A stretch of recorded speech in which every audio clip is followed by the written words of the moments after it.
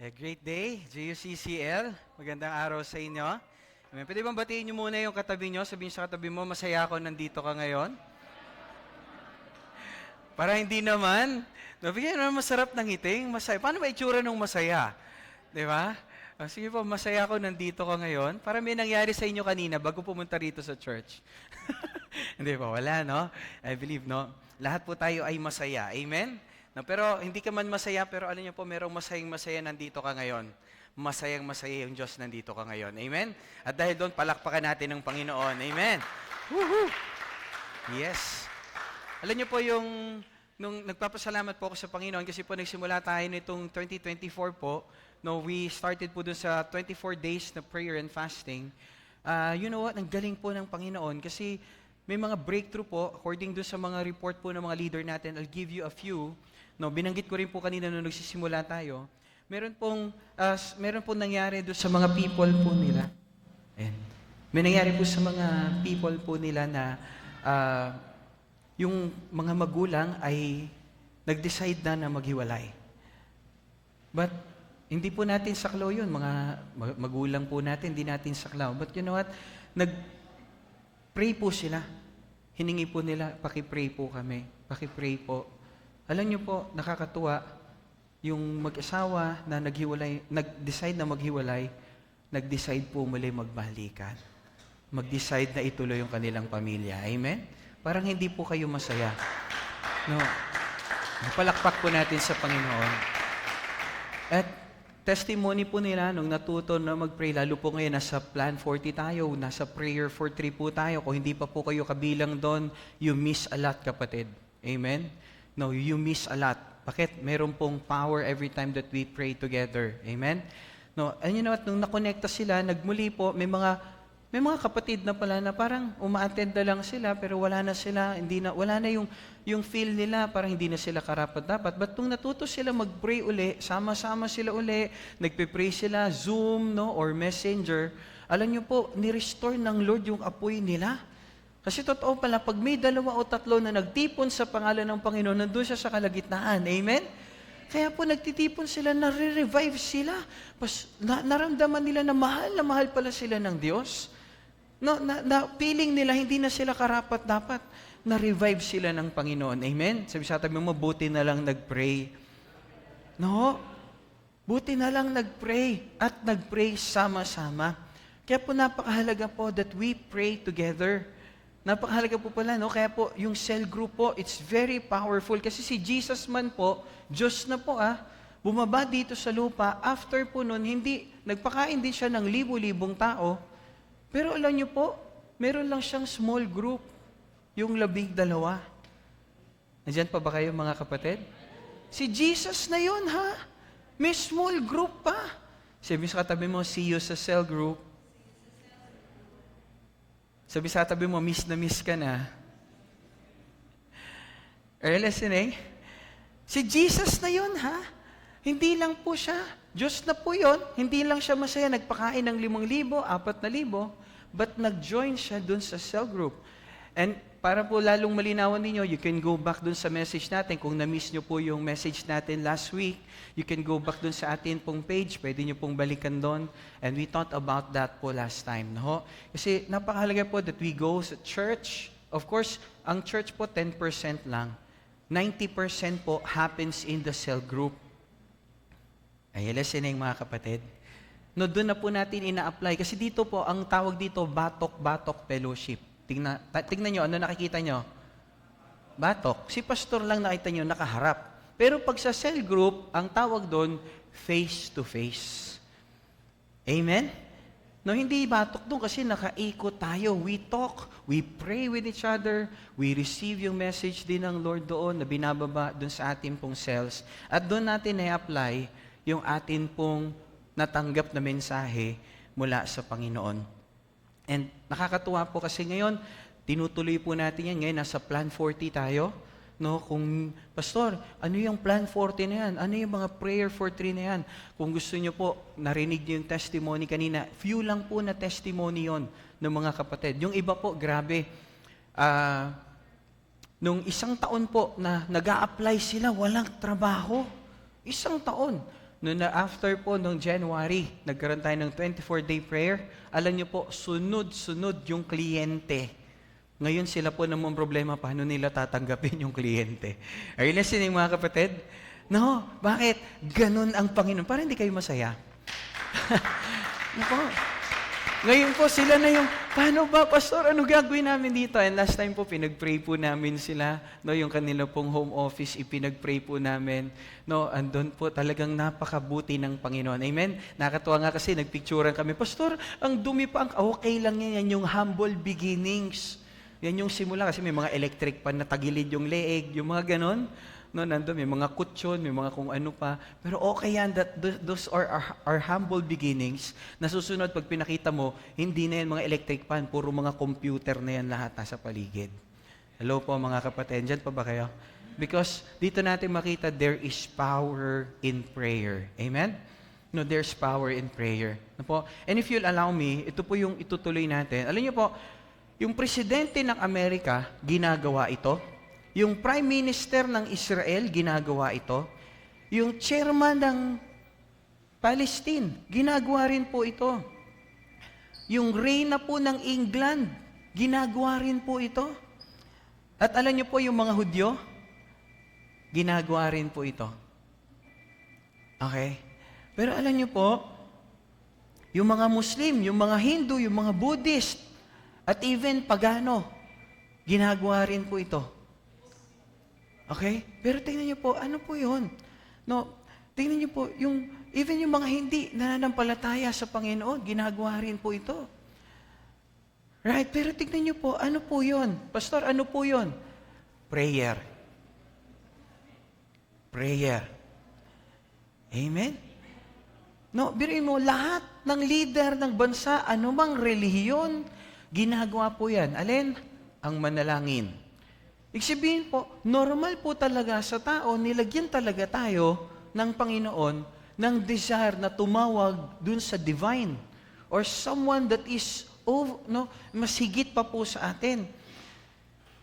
And ito po nakakalungkot lang, marami po gumagawa nito, pero ilan lang ang naniniwala dito. Alin po yon? Prayer. Sabi po ng Romans chapter 8 verse 26, sabi po rito ni Apostle Paul, sabi niya, and the Holy Spirit helps us in our weakness. For example, we don't know what God wants us to pray for, but the Holy Spirit prays for us with groanings that cannot be expressed in words. Ano pong tinuturo po rito? Si Apostle Paul po ito. Ano sinasabi ni Apostle Paul? Tayo raw po, mananampalataya, hindi raw po tayo marunong mag-pray at hindi natin alam kung ano yung mga bagay na dapat nating ipag-pray. No, kaya kung si Apostle Paul po ito, sinasabi niya ito, kailangan matutunan pala natin paano mag-pray.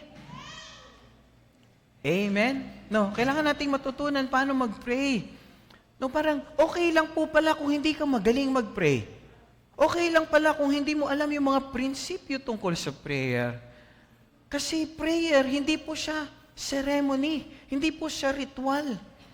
Prayer po kasi ay pakikipag-usap natin sa ating Ama na nasa langit. No. At alam niyo po, nakakatuwa kasi si Apostle Paul po ito ay nagsulat ng kalahati po ng New Testament. Sinasabi niya po na tayo po hindi marunong pray. Ibig sabihin tayo po ngayon ay nasa school of prayer. Right? Na lahat tayo kailangan nating matuto. At okay lang po kung hindi ka marunong mag-pray. Bakit? Tingnan natin, dadaanan po natin. If you'll allow me, turo po natin ano yung mga basic na kailangan natin maitatag. Kasi alam niyo po, even yung 12 disciples ni Jesus Christ, ano pong tinanong nila kay Jesus? Yung 12 niya. Ano pong tinanong? Tingnan niyo itong Luke 11:1. Kahit sila hindi marunong mag-pray, yung disciples ni Jesus, hindi marunong mag-pray. Kaya sabi sa katabi mo, okay lang, kahit sabihin mong hindi ka marunong mag-pray. Sabi sa katabi mo, okay lang yan. Sabi sa katabi mo, Luke 11:1, anong sabi po rito? One day, Jesus was praying in a certain place. When He finished, kasi namangha sila, kakaiba si Lord.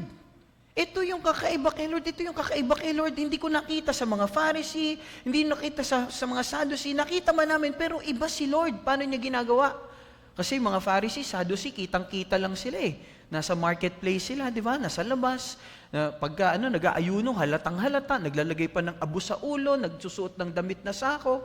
Pero kakaiba si Jesus. Nandun sa ilang, hindi kita, walang nakakaalam, liban sa disciples niya. Secret lang siya mag-pray. Yun yung tinanong nila. Pagkatapos mag-pray ni Jesus, tinanong ng disciples, Lord, teach us to pray. Bakit yun ang tinanong? Bakit hindi niya tinanong, Lord, turuan niyo kami mag-preach. Lord, turuan niyo kami ng mga gagawin namin sa ministry. Anong tinanong nila? Teach us how to pray. Kasi Lord, nakita namin lahat ng milagro na nangyari sa buhay niyo, all that anointing na nagpapagaling, na nag-aayos ng buhay, na pag nagturo kayo kakaiba. Kasi Lord, nakita namin yung relationship mo sa Ama. Are you listening, mga kapatid? Okay. Tingnan niyo po. Ito po kasi, alam niyo maraming na-frustrate mag-pray kasi meron tayong misconception. I'll give you a few. Ano yung mga misconception natin o mali nating pananaw, kaisipan sa prayer? Unang-una, I want to tell you na ang prayer po, hindi po magic wand. Anong magic wand? Yung minsan, nakala natin si Lord parang genie. Pag kailangan natin, pag nag-pray tayo, dapat nandyan. Hindi po. Prayer po, hindi po yan yung parang, di ba, parang sa nakita, paano ba yung Harry Potter, ba? Yung Guardian Leviosa. No, kaya abracadabra, di ba? Di ba? Hokus pokus. Di po ganun, no? Hindi na, hokus pokus yung asawa ko bumait. Ganun ba agad? Minsan kasi, hindi dinidinig ni Lord na bumait yung asawa mo kasi ikaw yung dapat bumait. Pag bumait ka, mabait siya. Andito po ba kayo, mga kapatid? Baka kaya hindi sinasagot ni Lord yung prayer mo o sinagot na ni Lord, pero ang kailangan magbago, hindi ikaw, kundi siya. Lord, mabayaran ko na yung utang ko. Oh, hindi pa tinitinig ni Lord. Dininig na ni Lord. Hindi niya pa binabayaran kasi hindi pa nababago yung attitude mo na mangutang. Kahit mabayaran lahat ng utang mo, babalik ka rin doon. Bakit? Hindi na bago yung ugali mo. Lord, maayos yung relationship namin. Ipag-pray mo na lang, baguhin ka ni Lord para hindi na maulit na masira yung relationship. Andito pa ba kayo, mga kapatid? No, kasi minsan gusto natin ng solusyon pero ayaw natin ng pagbabago na siyang magdudulot ng tuloy-tuloy na pagpapala. Isa pa, yung prayer po, hindi po siya fire extinguisher. Na pag may sunog, doon ka na lang, pshh! Pag may problema, pshh! Hindi po. Hindi po siya fire extinguisher. Ang prayer po, it's our first priority, not our last resort. Sa ospital, palagi natin nakikita, pati sa pelikula, totoo po yun. Yung huling-huli na, sabihin ng doktor, ginawa na po namin ng lahat eh. Kaya lang, hindi na po nagre-respond yung pasyente sa gamot. Hindi na po nagre-respond sa lahat ng ginagawa po natin. Ipag-pray na lang natin. Doon ka na makakarinig. Bakit doon pa sa dulo? Bakit hindi pa nung simula? Kung si Lord din pala mag-aayos, bakit hindi pa doon sa simula so that hindi na nalagay sa ganong sitwasyon? Are you listening, mga kapatid? Andyan pa ba kayo? Hindi po siya fire extinguisher. Hindi rin po siya tug of war. Alam niyo yung tug of war? Lord, gawin mo lang to, Lord. Maglilingkod talaga ako sa iyo, Panginoon. Gagawin ko talaga to, Lord. Pag ginawa ko to, Lord, mapaparangalan yung pangalan mo, Lord. Hindi mo ba alam yun, Lord? Nakipag-bargain pa kay Lord, no? Para bang yung pangalan ni Lord maibababa pag hindi niya ginawa? Di ba? Alam yun, hindi tayo ganun. Hindi siya tagopar na, Lord. Pag ginawa, gawin mo to, gagawin ko to, Lord. Hindi po ganun eh. It doesn't work that way. That is not prayer. At alam niyo po yung prayer, hindi rin po siya ritual. No, hindi rin po siya ritual na tayo po ay, alam niyo yun, yung parang ang daming mga bagay. Kasi alam niyo po, natuto tayo sa Pilipinas na pag may kasalanan ka, o itong gawin mo, humingi ka ng tawad, tapos ipag-pray mo to, 5 ganto, 3 ganto, tsaka 2 ganon. Wanna tell you, kapatid, just want to be true, wala po sa Bible yun. Okay?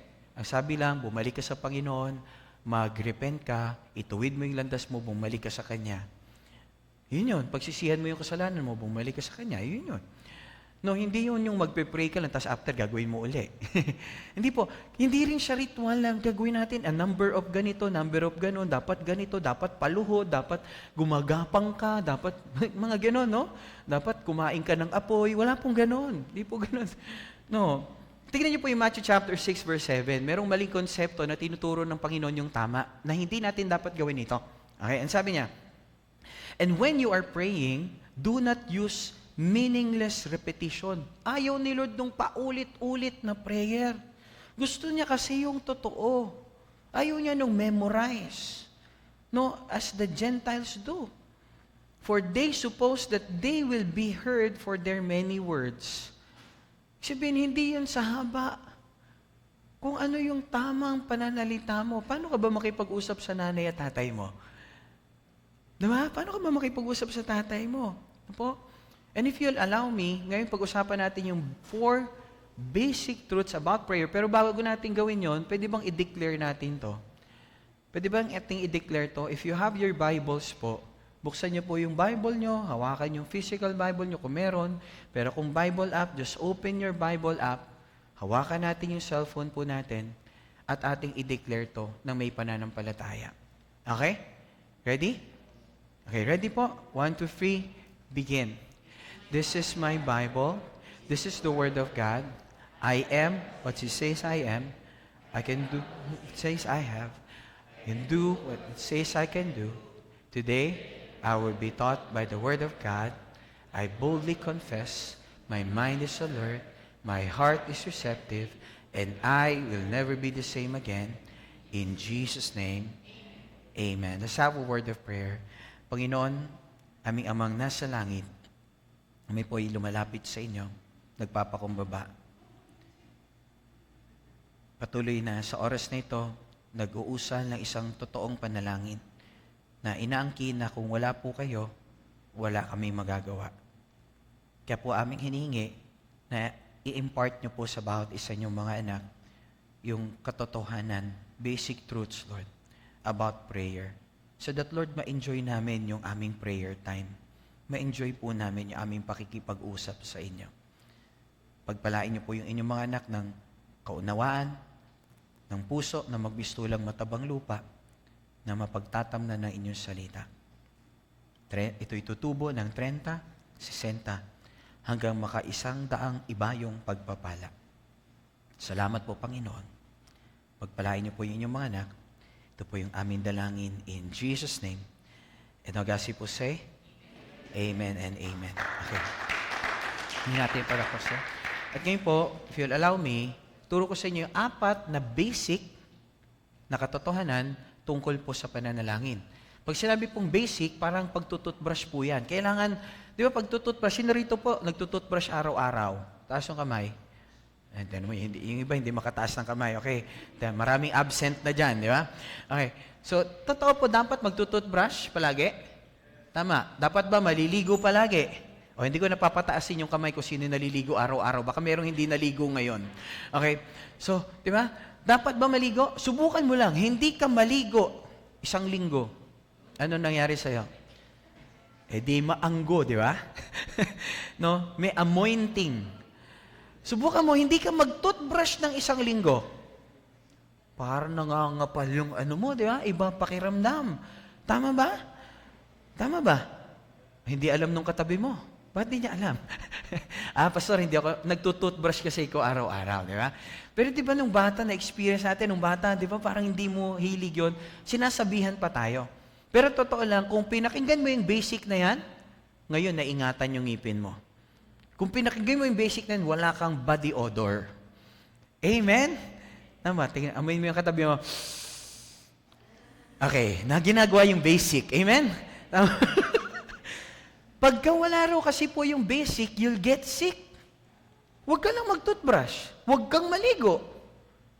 Oh, yung basic, huwag mo lang gawin. Magkakasakit ka. Basic lang yon. Amen? Sabi sa atin mo, basic.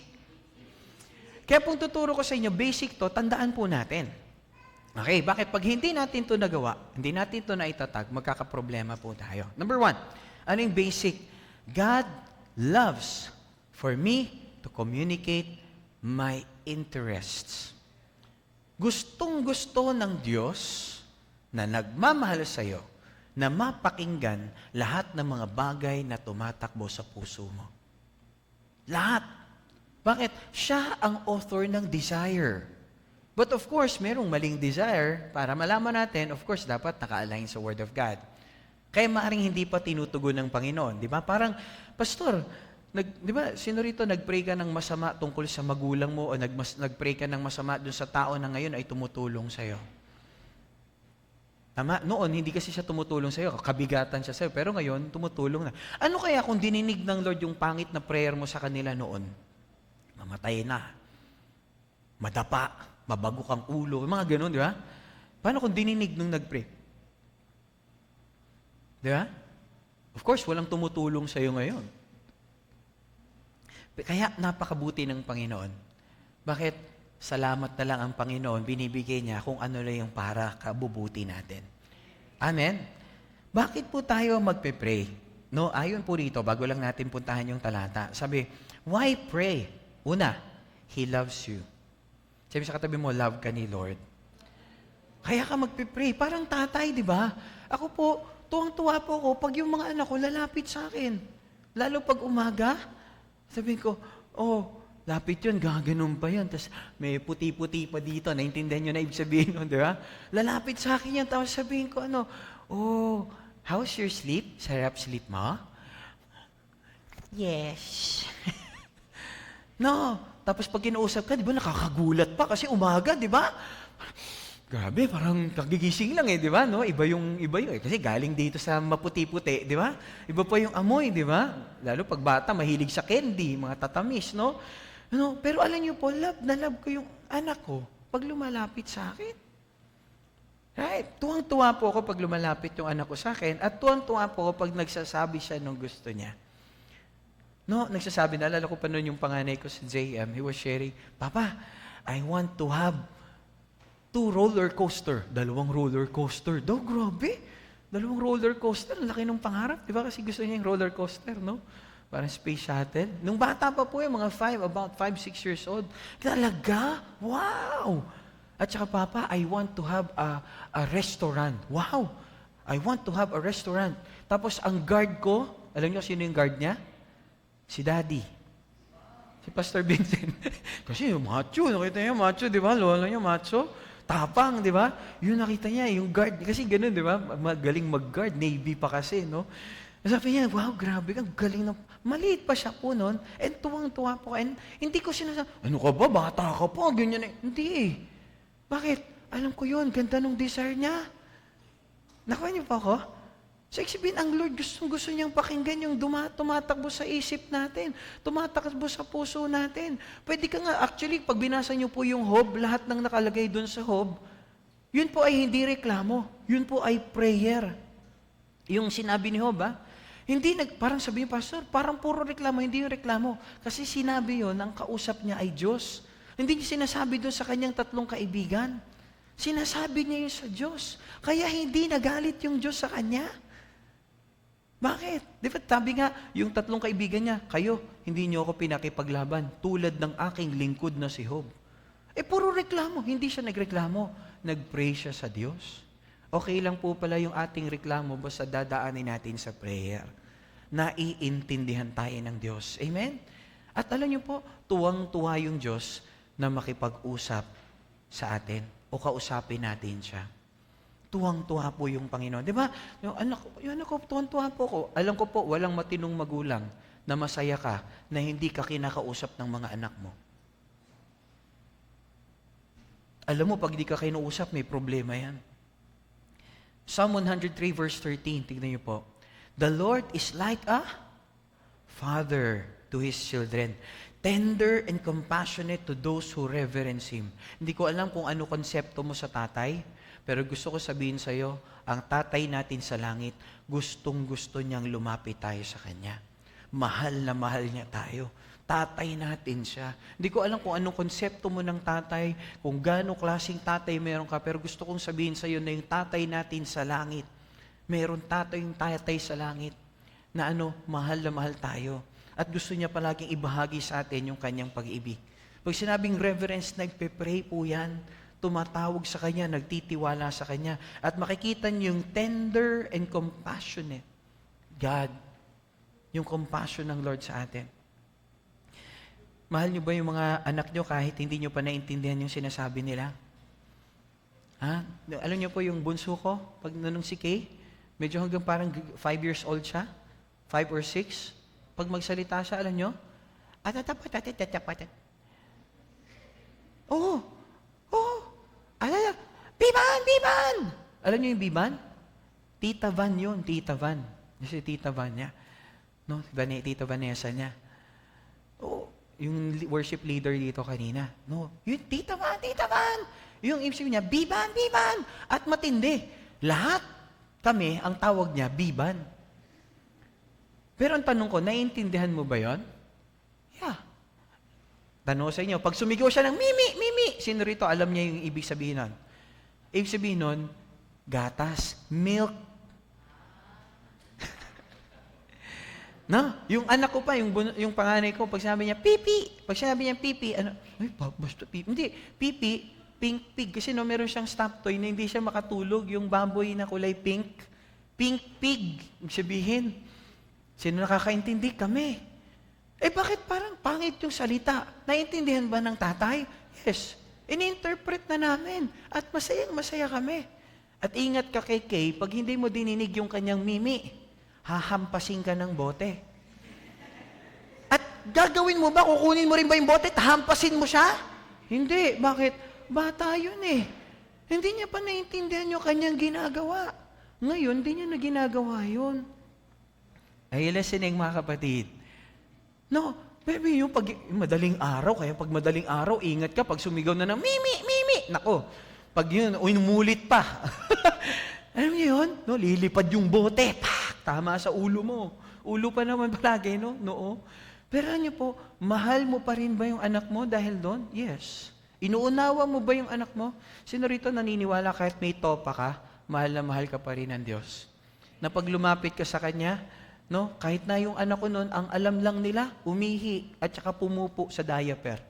Pero niyo po, mahal na mahal pa rin namin yung anak namin. Bakit? Anak namin yon. Baka meron dito, wala kang alam, kundi magkalat. Pero gusto ko lang sabihin sa'yo, mahal na mahal ka ng Diyos. Hinihintay niya na lumapit ka sa Kanya. Eh, listening mga kapatid. God loves you and cares for you at every stage of your life. Nasang stage ka man ng buhay mo, mahal ka ng Diyos. 1 John chapter 5, verse 14 to 15, ano pong sabi rito? Tignan niyo po, ang ganda na sinasabi rito. Sabi, and we are sure of this, that He will listen to us whenever we ask Him for anything in line with His will. Of course, pag humingi tayo, dapat align sa kalooban ng Diyos. Tama. No, kaya, di ba, totoo ba, hindi naman lahat ng hiningi natin, binigay nung nanay at tatay natin? Kasi baka, makakasama yan sa'yo. Hindi pa yan para sa'yo. Hindi ka pa ready dyan. Okay, tingnan niyo po. And verse 15, sabi, and if we really know He is listening when we talk to Him and make our request, then we can be sure that He will answer us. Dalawang bagay na inulit po rito. Na pag lumapit tayo pala sa ating Ama, ano raw meron? He will listen to us and He is listening. Hello po, hindi ko alam kung ano ang relasyon mo sa mga magulang mo, pero niyo po, ako po bilang magulang, minsan yun ang isa, no? Minsan parang napakahalaga nung sinasabi ng ating mga anak. Tama? Napakahalaga nung sinasabi ng ating mga anak. At times, no? Yung anak ko minsan, pag may sinasabi sa akin, di ba kahit pag maliit, ano gagawin mo? Minsan bababa pa ako para lang matignan ko kung ano. But of course, minsan may mga distractions. Pero hindi ganun ang Diyos. Pag lumapit tayo sa Kanya, no? Siya pa yung bumababa doon sa level natin para unawain tayo. Are you listening? Kaya pag lumapit tayo sa Panginoon, huwag isipin na kailangan dapat parang anghel ako mag-pray. Hindi po. Ang Panginoon mismo, pinadala niya si Jesus para bumaba dito sa lupa, para pakita sa atin na gusto niya tayong abutin. Amen. Na kahit di ka magaling mag-pray, okay yun. No, hindi ka magaling magsalita, okay yun. Kaya pwede tayong mag-pray na walang shame, walang kahihiyan. Pwede tayong mag-pray na walang takot. No, pwede tayong mag-pray na wala tayong, alam mo yun, wala tayong hesitation. Pwede tayong mag-pray na wala tayong kahihiyan sa atin. No, hindi tayo na-embarrass. Bakit? Alam natin, pag lumapit tayo sa tatay natin, di ba? Di ba, minsan yung tatay, di ba, yung kahit na ikaw na yung nang-argabyado, dahil gumanti yung kalaban mo, tay, andyan na yun. Di ba? Ano yun? Ano yun? Takbo yung tatay. Yung matinong tatay, di ba? Ipapakipaglabang ka ng tatay mo. No, tingnan niyo po. Ganun po yung tatay natin sa langit. He's always willing to listen and He can accept anuman yung kalalagayan po natin. At ito po, no, I just want to cite this. Ano po yung prayer? Prayer is not a ceremony but a conversation. Hindi po siya ceremony na pag meron kang na-miss na bahagi ng ceremony, hindi ka na okay. Hindi po siya ceremony. Ano po siya? Conversation. It's your communication with your Father in heaven. Okay? Pakikipag-usap sa iyong Ama nasa langit. At pangalawa, it is not a ritual but a relationship. Lumaki po tayo kasi sa ating kultura na pagka lumapit ka sa Panginoon, may kamalian ka, gawin mo to, 5 ganito, 3 ganyan, 2 ganon. No! You can come to the Lord. You can ask Him for forgiveness. Pwede tayo humingi ng kapatawaran sa Kanya. Bakit mahal niya po tayo? Jeremiah 29:11-12. Sabi, I have good plans for you, not plans to hurt you. Sino rito gusto ng magandang plano na yan? Amen? No, hindi para saktan. Sabi, I will give you hope and a good future. Sino talaga gusto niyan? Amen? Ang ganda ho. Then you will call my name. Gusto niya talagang ibigay sa atin yung magandang kinabukasan. So that, gustong-gusto niya kasi magpe-pray tayo. Gustong-gusto niya lalapit tayo sa Kanya. And I will listen. No, you call my name, you will come to me and pray to me. And I will listen to you. Gustong-gusto ng ating Ama sa Langit, pakinggan yung prayer po natin. Are you listening, mga kapatid? Gustong-gusto ng ating Ama na tayo po ay manalangin. Gustong-gusto niya na tumawag tayo sa Kanya. Kaya po, alam mo, magandang gawin natin, ito po yung tanong ko, ano yung mas maraming pagkakataon sa'yo? Yung nag-post ka sa social media o nag-pray? Personal question. Kaya maganda po siguro, kung meron tayong physical Bible, itabi natin sa cellphone natin. Na bago tayo mag-Facebook, face the book muna. O siguro, yung Bible app natin, kung Bible app lang, itabi mo sa Facebook. So that bago ka mag-Facebook, mag-social media, mag-face the book ka muna. Are you listening, mga kapatid? At bago ka mag-post sa social media mo, hingin mo muna, ipag-pray mo muna bago mo i-post. Andyan pa ba kayo? Kasi meron ako isang kapatid, inano ko lang, no? Minessage ko siya. Parang sabi niyo pa, sarcastic si pastor.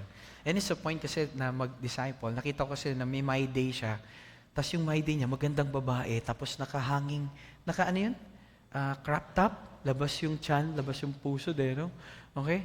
Tapos ganda ng babae. Tapos sabi ko sa kanya, minessage ko siya. O kung kilala nyo, hindi siya yun, ha? Okay? Wala akong binanggit na pangalan, okay? So, kung sino ka man, I love you so much. Okay. So, alam niyo yun, minessage ko lang siya, kasama yung tinag ko yung di ba? Pwede kayo mag-message doon, di ba? Sabi ko, ang ganda. Sabi ko, sino siya? Ang ganda niya naman. Sabi niya, Pastor, artista po. Artista. Celebrity po, Pastor. Sabi ko, wow, ang ganda. Sabi ko, muntik na akong maging believer nung nakita ko yung post mo. Medyo sarcastic yung post ni Pastor, no? Okay? Hindi ko kayo, pag leader lang po, ganun ako makipag-usap. Okay? Para sarcastic si Pastor, no? Sumagot naman siya, ay, Pastor, sorry po, Pastor. Mabuti nag-sorry. No, buti hindi na-offend. Pastor, salamat po, pinaalalahanan niyo ako. No, hindi na pala, may mga bagay pa lang hindi ko na dapat ipinopost pa. Amen? Tapos nag-share lang sa kanya ng verse that in all things, Ano ron? Whatever you do, work it for the glory of God. Yun lang. Pastor, salamat po. Na? So yung ganung bagay. Kasi bago natin i-post, isipin muna natin, ipag-pray muna natin bago natin i-post. Kasi madalas yung nagmamadali, nagkakamali. Amen? Hingin mo muna ano yung word ng Lord bago tayo mag-decision. Right? Number 2, if you're writing down notes, sulat nyo po ito. Kung hindi po kayo nagno-notes, isulat nyo rin po ito. Okay. God listens to prayers that are sincere and simple. Sincere and simple.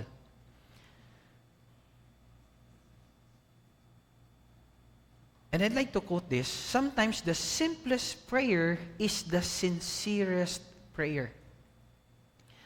Yung pinaka-simpleng prayer pala ay yung pinaka-sincere, pinaka-totoo. Kasi minsan nakakala natin sa prayer, kaya siguro baka mamaya, alam niyo po pag prayer, minsan dyan tayo takot, di ba? Parang siguro pag nagtawag ako rito, randomly, ikaw ang mag-lead ng prayer mamaya. Ay, sir, ako, so hindi ko alam sasabihin ko. Na? Ayun po, no? Pero alam niyo po, yung simplest prayer, yung totoong prayer, yung pangayo, yung simple lang, yung pangayo talagang sincere prayer. Ibig sabihin, katulad ng binasa natin kanina, hindi yung mahabang prayer, hindi yung paulit-ulit na prayer, kundi yung totoong prayer. Isipin, kahit hindi ka magaling, tama lang yung salita mo, okay na yun. No. Alam niyo po, I'd like to quote this, humble, sincere, simple, and authentic are prayers God desires. Ito yung gusto ni Lord. Sino rito, gusto mo yung kausap mo rin, ganyan din. Yung humble, sincere, totoo. Simple lang siya magsalita. Hindi yung mga highfalutin words. Basta ano yung highfalutin? Yun na nga, ang lalim di ba? Ang hirap nung gano'n, di ba? No. And simple lang, authentic, totoo. Sino rito gusto mo yung kausap mo, totoo? Ganon din si Lord. Si Job po, totoo nung nakipag-usap sa Lord. Kinumend ng Lord. Totoo yung nilalaman ng puso niya. Yun talaga, hindi siya nagre-reklamo. Yun talaga yung laman ng puso niya. Bigat na bigat siya. Hirap na hirap siya sa kanyang sitwasyon. At sinasabi niya yun sa Panginoon. At kinumend siya ng Diyos. Sabihin, yung dinadaanan natin, na alam ng Panginoon yan. No. At tingnan nyo, sabi ng Matthew chapter 6, verse 5 to 8, tignan nyo si Jesus, anong turo niya. Sabi niya, when you pray, do not be like the hypocrites, for they love to pray standing in synagogues and on the street corners to be seen by men. I tell you the truth, they've received their reward in full. Pag yung prayer pala natin, hayagan, parang magpasikat, may reward na pala tayong natanggap. Pero sabi niya, instead, when you pray, go into your room. Close the door. Kung wala po, pastor, wala kaming kwarto, di tamang oras yung tulog pa sila. Pwede ka magkaroon ng moment sa Lord. Gumawa ka ng paraan. Merong kapatid, after encounter, alam niyo po kung ano ginawa niya? Gumawa siya ng maliit na kwarto sa bahay. Prayer room. Kasya lang silang mag-asawa. Prayer room. Para kasi mga anak nila, nung mga yung panahon, maliliit pa, ginugulo sila pag nagpe-pray sila. No, pero ngayon, nandun na sila sa prayer room. Biruin niyo yun, no? Nag-create sila ng war room nila, di ba?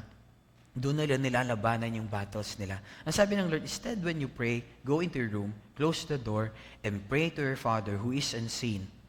Then your Father, who sees what is done in secret, will reward you. Wow. Sino rito naniniwala may reward pa si Lord? No? Bless ka na, may reward ka pa. No? Bless ka na, may reward ka pa. Okay. And when you pray, do not keep babbling on and on like pagans. Huwag daw babbling. Paulit-ulit yung salita.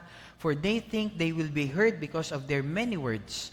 Do not be like them, for your Father knows what you need before you ask Him. Huwag daw paulit-ulit yung prayer. Tsaka isa pa, no, ito yung, para lang mabigyan natin ng ano yung don'ts in prayer? When we pray, ano yung don'ts? You don't use it to show off. Huwag mong gamitin yan para magyabang. Prayer, ako magpe-pray. Hindi ako dyan.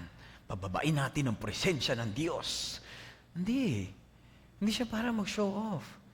Gusto ng Lord sincere, humble, true prayer na hindi maraming sinasabi. Gusto niya yung totoong prayer. At isa pa, don't use filler words.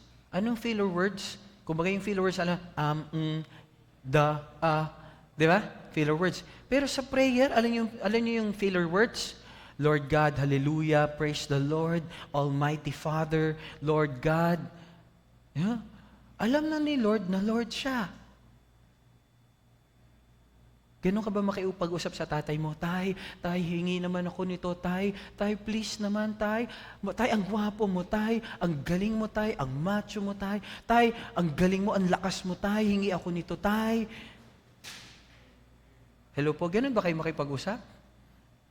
Sabi mo sa katabi mo, kakaiba ka.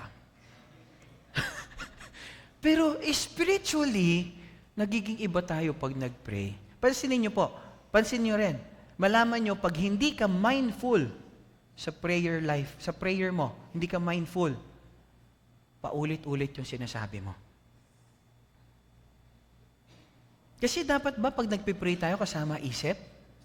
Kaya lang minsan parang sanay na tayo ng ganun, kaya may mga binabanggit tayo sa prayer natin na paulit-ulit. Hello? Ako mukhang may mag-ayos talaga ng prayer. Alam niyo po, I always tell our leaders na po, lalo pag mag-stand ka in front, mag-pray tayo yung prayer talaga sa Diyos. Pag nag-pray tayo, dapat, of course, we need to be professional in our prayer kasi leader tayo. Kaya pag nag-pray tayo, hindi ko naman sinabi, i-minimize natin na yung mga filler words. No? Yung mga Lord God, hallelujah, praise the Lord, Almighty God. Tapos nagkukot pa tayo ng mga talata. Kaya yung mga tao, parang, ang hirap palang mag-pray. Pwede naman tayong gumamit ng verse, but use that in your personal prayer. Hello mga kapatid. Nakanya pa ako? You can come to God. Yes, you can remind God nung sinabi niyang pangako niya. But of course, tanggap tayo ng Panginoon. Meron dito, Pastor, wala pa akong sa ulong talata. Paano pa ako magpipray siya? Puro talata yung prayer niya, Pastor. It's okay. Alam ng tatay kung ano yung alam mo. Amen? At tanggap ka niya kung ano ka. Amen. Amen. At ano niyo po, no? Hebrews chapter 10, verse 22, let us come near to God with a sincere heart and a sure faith. Lapit tayo sa Lord, sincere, totoo. Tama? Wag tayong lalapit sa Lord. Dalawang bagay. Sincere heart and sure faith. Siguradong faith. Naniniwala na gagawin ng Diyos. Sincere, totoo. At sure. Pag sinabing sure faith, ano yun? Kasi alam niyo kapatid, ang wag nating wawalain sa buhay, pananampalataya. Bakit? Sabi po ng Hebreo, without faith, it is impossible to please God. Kaya ibig sabihin, mawala na lahat sa iyo, wag lang faith mo sa Diyos. Bakit? Mawala na trabaho mo, mawalan ka na ng pera, mawala ka na ng relationship, okay lang yan. Basta meron ka pa ring faith na nandyan ang Diyos para sa iyo, nagtitiwala ka na meron siya magandang plano sa iyo. At alam mo, mahal na mahal ka niya at mahal mo rin siya. Yung faith natin sa Diyos. Bakit? Kasi without faith, we cannot please God. Hindi natin mapapasaya ang Diyos kung wala tayong faith. And that's why when we come to the Lord, we need to come to Him sincere and with a sure faith. Sigurado, walang imposible sa inyo tayo. Alam niyo po, pinakamagandang prayer pala pag hiningi tayo. Kung gusto mo pala ng kagalingan, sabi mo sa Diyos, Lord, Ikaw ang may-ari. May problema yung katawan na to. Responsibilidad po ninyo na pagalingin yung katawang ito. Dahil sa inyo po ito. Kung meron ding kakulangan ka sa buhay, pwede mo rin sabihin sa Panginoon, Lord, Ikaw ang may-ari. Lord, kung okay lang sa inyo na nawawalan ako, okay lang sa inyo na naghihirap ako at mapaparangalan kayo. Maparangalan po kayo. Pero kung kayo po ang may-ari, Lord, I'm asking for a financial breakthrough. I need a financial freedom right now. Pwede mong hingin sa Panginoon. Then ask the Lord wisdom then. Lord, ano yung kailangan kong ayusin? Ano yung kailangan kong baguhin para hindi na ako bumalik sa sitwasyon kong to? Are you listening, my friends? No, kasi siya yung Lord eh. Siya yung may-ari. Siya may-ari sa'yo. Siya may-ari sa akin. Siya may-ari sa mga anak mo. Siya may-ari sa bahay nyo. Siya may-ari sa lahat ng pagmamay-ari natin. Pwede nating sabihin sa Kanya, hinamon nyo na ba, Panginoon, na gano'n? Responsibilidad ng Diyos yung lahat. Kung ikaw may sasakyan, responsibilidad mo, ikakarwash mo yan. Hindi yan lilinis kung hindi ka gagalaw. Amen? Ang Diyos din ganon. Siya ang may-ari. Sino may responsibilidad sa'yo? Ang Diyos. Hindi tao, hindi nanay at tatay mo. Number 1 ang Diyos. Amen? Kayo mga kapatid, maghihiwalay yung mga magulang, wala ka na magagawa. Diba? Pero Lord, nilapit nila sa Panginoon. Lord, responsibilidad nyo na manumbalik ang relationship. Kayo rin, pwede nyo sabihin, Lord, kayo may sabi, pinag-isa ng Diyos, hindi dapat paghiwalayin ng tao. Amen? Kaya nagbalikan yung mag-asawa. Amen. Nakikinig ang Panginoon. Mahal tayo ng Diyos. Sabi mo sa tabi mo, mahal tayo ng Diyos. Number 3, if you're writing down notes, sulat nyo po ito. No, kung hindi po kayo nagsusulat, isulat nyo rin po ito. Baka ma-miss nyo to. Basic po ito. Parang toothbrush to. Pag na-miss mo to, baka may mabulok. Hindi lang po, no? Anyway, para alam natin kung ano yung dapat natin gawin. Number 3, God desires to show grace through answered prayers. Kapatid, gustong-gusto ng Lord, pakita, sagutin yung prayer mo. Pastor, ang tagal ko nang pinagpipray, hindi pa rin tinutugon ng Lord. Kapatid, tinugon niya na nga. Ano nga, Pastor? Wala nga tugon eh. Yun na nga yung tugon niya. No. Hello? Bakit? Hindi ko maintindihan. Bakit no ang sagot ni Lord? Yes, pero isa lang alam ko, Diyos siya. Alam niya yung mabuti para sa'yo. Amen? Mahal ka niya, wala siyang i-withhold na pangit sa'yo. Kasi lahat ng mabuti, gusto niya para sa atin. Kaya lang, bakit hindi niya pa binibigay? Maaring no o maaring not yet. Bakit? Kasi nga po may mga reason. Ano yung reason? Bakit minsan no yung sagot ni Lord? Una, para po sa ating protection. No? Una po, protection natin yan. Bakit hindi dinidinig ng Lord minsan? Protection. Bakit? Siyempre po, hindi yan para sa iyo, anak. Magkakaproblema ka pag binigay ko yan sa iyo. Pangalawa, for our direction. Anak, maliligaw ka. Kung yan, bibigay ko sa iyo. Mawawala ka. Hindi mo kakayanin. Pangatlo, for our correction. Anak, tinutuwid kita. Hindi ko muna bibigay. Kasi hindi yan maganda. Mali yan. Number 4, for our perfection. Gusto ng Lord, ayusin muna tayo. Bakit di pa tayo binibigyan ng Lord pangbayad dun sa utang? Anak, hanggat hindi nababago yung ugali mo, babalik ka dyan. Kahit bayaran ko pa yung 1,000,000 mo, babalik ka pa rin. Bakit? Hindi ka pa nababago. Kaya gusto ko muna maging maayos yung character mo. Pag hindi mo tinigilan yung pangungutang mo, hindi ka aalis dyan. Pag naayos ka na dyan, nagtiwala ka na sa akin, pwede ka nang tugunin yan. Bibigyan lang kita ng wisdom, ability, mababayaran mo yan. At isa pa, for our inspection, para check din yung heart natin. Baka mamaya, mas mahal na natin yung hinihingi natin kaysa sa Diyos. Baka mas mahalaga na sa atin yung pera, yung posisyon, yung trabaho, yung relationship, kaysa sa Diyos. Inaayos tayo ng Panginoon. Right? Kaya minsan may mga no. Totoo po ba, yung batang nakukuha niya yung lahat, nagiging spoiled? At ang Lord, ayaw niyang lumaki tayo na ganon. Yung kahit masama na tayo, nakukuha pa rin natin yung hiningi natin. Aba, spoiled. Di ba? Hindi tayo nalaki ng tama. Dadaan tayo sa maling daan. Alam niyo po, and I'd like to quote this. Sabi, God likes to answer all our prayers to show how He loves us. He doesn't always answer our prayers the way we like them to be, but He always answers our prayers because He loves us. Hindi man niya sinasagot ng yes. Minsan may no. Minsan may not yet. Anak, hindi ka pa mature. Susunod, bibigay ko yun sa'yo. Halimbawa, ganito, mga kapatid. Humingi yung anak mo. Kunyari, meron kang, ang laki naman ng ipon mo, 10 million sa bangko. 10 million. Kayang bumili ng sasakyan, brand new. Humingi sa iyo yung 10-year-old mong anak ng sasakyan.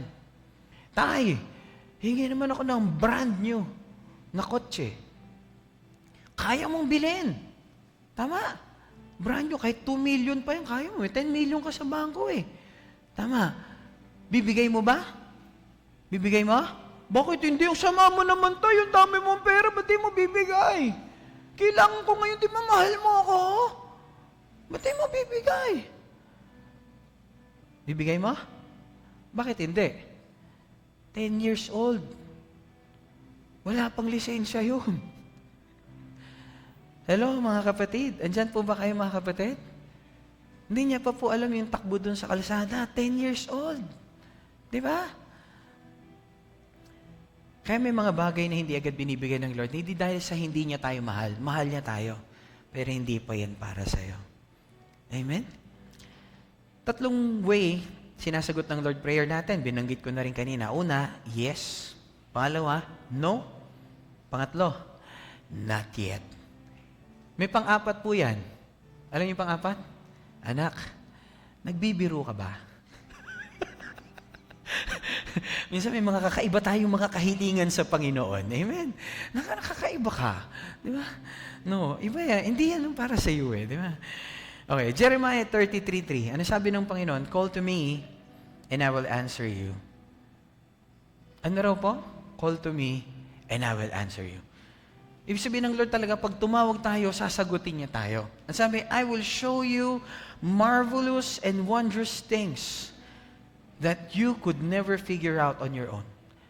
Papakita niya tayo. Pag tumatawag tayo sa Kanya, papakitaan niya tayo ng mga bagay na hindi natin inaakala. Hindi pa natin nakikita. Wala sa hinagap ng ating isip. Naintindihan niyo ba yung Tagalog ni Pastor? No, hindi umabot sa ating balintataw. Ang lalim, no? Bakit ganun daw po tumugon ng Panginoon? And I want to quote this, God will only give you what is good in your life. Ang bibigay niya lang, yung makabubuti sa'yo. Yung makabubuti. Kaya kung hindi dumating kapatid, thank the Lord pa rin. Lord, salamat. Alam ko, meron kang tinuturo sa akin. Kung hindi pa ako ready, Lord, turuan niyo ko ano yung dapat kong gawin. Ay kung hindi talaga para sa akin yan, Panginoon, salamat po. Iniingatan niyo ako. Salamat po. Pinoprotektahan niyo ako, Panginoon. Matthew 7:11, sabi, if you being imperfect and sinful parents know how to give good gifts to your children, how much more will your Heavenly Father give you good gifts to those who ask Him? Wow! Sabihin, kung tayo nga masama, nagbibigay ng mabuti, yung tatay pa kaya natin sa langit, hindi tayo bigay ng mabuti, yung ating mabuting Ama. Amen? Right. Kaya lang, ano pong kailangan para makatanggap? Sabi po ng James chapter 4 verse 2, you miss things, no? You do not have because you do not ask God. Hindi pa pala tayo tumatanggap kasi hindi tayo humihingi. Sabi sa katabi mo, pray! Sabi sa katabi mo, pray! Kaya pala hindi tayo tumatanggap, we don't ask God. Sabi sa katabi mo, pray! I want to quote this, no? May mga namimiss pala tayo sa buhay because hindi lang tayo humingi sa Kanya. Sino rito gusto mo mamiss mo? O sino rito gusto mo dumating lahat? Ha? Taas yung kamay, gusto mo dumating lahat yung nakalaan ng Diyos sa'yo. Ano gagawin mo? Pray. You pray. You talk to your Father in heaven. Talk to your Father in heaven. Number 4, and the last. If you're writing the notes, sulat nyo po ito. Kung hindi po kayo nagsusulat, isulat nyo rin po ito. God desires to be intimate with me. We make it personal. God wants to be intimate with me. God wants to be intimate with you. Alam niyo po, yung prayer is all about intimacy with God. Intimacy with God. No? Yung close relationship. Isaiah 30 verse 18. And ito po, no, alam niyo po, ang ganda nito, kung gawa, assignment po natin to. Gumawa ka nito. No? Siguro sa cell group nyo rin, gawa kayo ng activity, gawa kayo nito, pagandahin ninyo, i-print out ninyo, hindi ko alam kung paano nyo gagawin, gumamit kayo ng mga application, maganda, i-print out nyo. Tapos lagay niyo doon sa lugar na palagi niyo nakikita. Ano sabi niyan? The Lord waits for you. Sabi sa katabi mo, the Lord waits for you to come to Him. Sabi sa katabi mo, naghihintay lang pala si Lord palagi. So that He can show you His love and compassion. Sino rito, tatay ka, naghihintay ka, kausapin ka ng anak mo. Kasi hindi ka makausap ng anak mo, hindi mo rin maintindihan. Lalo nung bata po ako, may struggle po kami doon sa bunso namin. Bakit? Kasi hindi namin maintindihan talaga yung sinasabi niya at times. No, minsan tinuturo niya lang. Pero, Biman, Biman! Tatawagin ka tatay, tawag sa'yo, Biman. Di ba? Yung tito niya nga, tinawag siya, Biman. Ano ba yung Biman na yan? Sino ba yung Biman na yan? Lahat na lang, Biman. Hello po. Hindi madaling makipag-communicate dahil merong problema sa speech. Isa pa, marami po malungkot na magulang, hindi kinakausap ng anak. Kung ikaw magulang, masaya ka ba hindi ka kinakausap ng anak mo?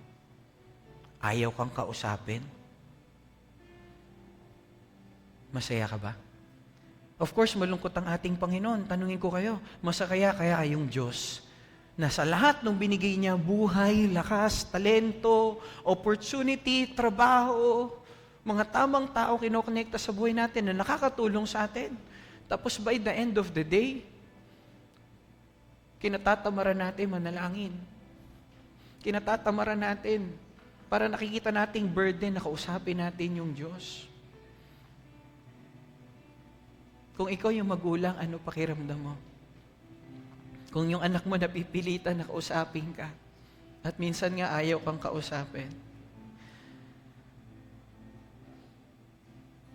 Hosea chapter 6 verse 6.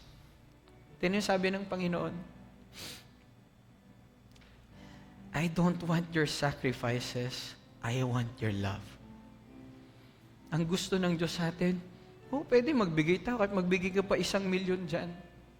Ang gusto ng Diyos, ikaw. Ang gusto ng Diyos, ikaw. I don't want your offerings. I want you to know me. Gusto ko kilalanin mo ko at lumalalim lang tayo sa pagkakilala sa Diyos pag tayo nagpe-pray. Pag tayo nagbabasa ng Kanyang salita. And that's our conversation. No, doon lang tayo lumalalim sa ating relasyon sa Diyos. Kapatid, yes, okay naman magbibigay tayo ng ating kaloob. Simbolo rin ng ating pag-ibig sa Diyos yan. Pero walang matinong magulang na masaya ka lang na yung anak mo. Ayan tayo, nagbigay na. Bakit ka ganyan? Bakit parang malungkot ka, anak? Hindi lang yung palagi naman ako nagbibigay sa inyo, ha? Kada sweldo, nagbibigay ako sa inyo, binibigyan ko kayong grocery. Anak, sino ito naniniwala? Hindi kayang palitan nung oras na kausap mo yung magulang mo, nung lahat ng binibigay mo. Kasi una pa man, nung pinanganak ka, mahal ka na ng magulang mo. Huwag mo isipin na nung meron ka at yung binibigay mo na lang yung kinikita mo, simbolo na yun ng pag-ibig mo. Hindi. Alam niyo po, nung mga anak ko, maliit pa sila, kahit wala pong salita, yung nandun lang sila sa akin. O minsan yung pag dumating ka sa trabaho, tapos yayakap sa'yo, magmamano sa'yo. Hanggang ngayon po, yung 3 kong anak, ganun. Pag dumating kami, magmamano, hahalik. No, yayakap po sa amin yun. Yung 3, hanggang kasi panganay ko. Culture na po nila yon. Hanggang mag-aalis yun, bago matulog yun, magkikiss yun, bago matulog. Good night pa, night, love you, good night. Yung 3 yun. Kasi, you know what, yung relationship po, napakahalaga. Kaya lang tignan natin, baka mamaya, nagbigay ko na, Lord. Kaya ito po, minsan nagpapagkamali natin, and I'd like to quote this, God loves you more than what you can do for and give to Him. No, mahal ka ng Diyos, higit pa dun sa binibigay mo at ginagawa mo para sa Kanya. And I'd like to quote this, kinukot ko po ito, no, madalas. Time with God is different from time for God.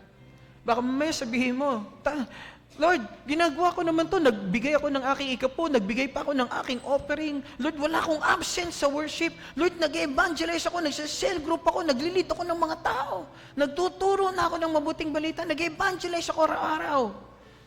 Pero kapatid, time with God is different from time for God. Iba yung ginagawa mo para sa Diyos. Iba yung oras mo na kasama ang Diyos. Are you listening, mga kapatid? Nothing can replace yung time natin sa Panginoon. John 15:15. Sabi po, I no longer call you servants. Sabi ni Jesus, hindi ko na kayo tinawag na alipin. Kasi ang hirap mag-relate ng alipin. Yung alipin po, pag kumakain yung master, hindi sila pwedeng makisalamuha. Hindi sila ganun eh. Kaya si Jesus, ano ginagawa? Kasama niyang kumakain at mamaya maghuhubad ng damit yun, maglalagay ng tuwalya, huhugasan yung paa ng kanyang mga alagad. Pinapakitaan niya talaga, hindi kayo kaiba, mahal ko kayo. Andito ko para sa inyo, hindi ako kalaban, kakampi niyo ako. Amen. Instead, I have called you friends. Mahal, kaibigan. So ito, gusto mo sabihin ng Lord, kaibigan. Di ba yung kaibigan, palaging kasama? Tama ba? Yung kaibigan, you share things sa kaibigan mo. Hindi na nga minsan alam ng magulang mo. Pero huwag niyo gagawin yun. Magulang niyo, kausapin niyo. Mas makakatulong sila sa inyo, okay? Baka kaya minsan nagtatampo yung magulang, mas kinausap mo pa yung kaibigan mo kaysa sa magulang mo. Di gawin mong kaibigan yung magulang mo. Gawin mong best friend yung tatay mo at nanay mo. No? Job 29 verse 4, tingnan niyo rito si Job. Sabi niya, I was in the prime of life. Anong prime of life? Yung peak ng buhay niya, yung successful niya. Yung lahat ng tagumpay nandun sa kanya. Ang yaman-yaman niya. Pero alam niyo, ang ganda ng testimony ni Job, God all-powerful was my closest friend. Wow! Kaya hindi naging hadlang yung lahat ng meron siya, yung title, yung position, yung wealth. Hindi naging hadlang yon. Bakit? Mahal ko siya, kaibigan ko ang Diyos. Amen? Kasi yung iba po, nung meron na sila, nung tinugunan ng Lord yung prayer nila, di na po sila bumalik sa Panginoon. Kung ikaw yung magulang, masakit yon. Amen? Psalm 25 verse 14, sabi, friendship with God is reserved for those who reverence Him. Reverence Him, nagumagalang sa Kanya, nakikipagrelasyon sa Kanya. With them, He shares the secrets of His covenant. Sino rito gusto mo i-share pa ni Lord yung mga sikreto? Ha? Pag-friend ka ng Diyos. Ano yung friend? Palaging nandoon sa Kanya. Nakikipag-usap sa Kanya. Amen? No, alam niyo po mga kapatid, sino rito yung may mga nire-reveal sa Lord, salamat Lord. Yung, alam niyo po, yung breakthrough sa amin nung 24 days natin, sa family namin, may pinakita si Lord, ni-reveal niya po, na napakatagal na panahon di namin alam. Salamat sa Panginoon. Amen? Nagre-reveal po pala ang Panginoon every time that we pray, every time that we come to Him. Kasi mahal tayo ng Panginoon. James chapter 4 verse 8, gusto mo lumapit ang Lord sa'yo? Ano sabi ng Panginoon? Draw close to me, kasi hindi naman siya lumalayo eh. Draw close to me, and God will draw close to you.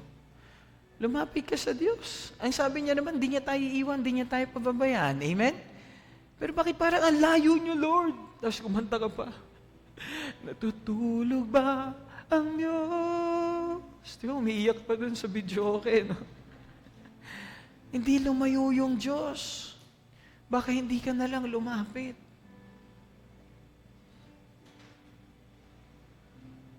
Kasi pag lumapit daw tayo sa Diyos, andun lang siya. He will draw near to you. Kapatid, baka meron kang maling konsepto. Ang tingin mo, hindi ako karapat-dapat. Gusto kong sabihin sa'yo, mahal, na mahal, na mahal, na mahal, na mahal ka ng Diyos. Amen. No? Mahal na mahal ka ng Diyos. So ano gagawin natin? Assignment. Kapatid, sulat mo yung Isaiah 30. No, verse 18. Tapos pwede lagay mo doon sa sasakyan mo kung palagi kang nagda-drive. Yung palagi mo siyang nakikita. Palaging papaalala sa iyo, naghihintay ang Panginoon sa iyo. Willing siya ipakita sa iyo yung pag-ibig at compassion niya. He loves you so much. No, i-remind natin yung sarili natin ng pangako ng Panginoon.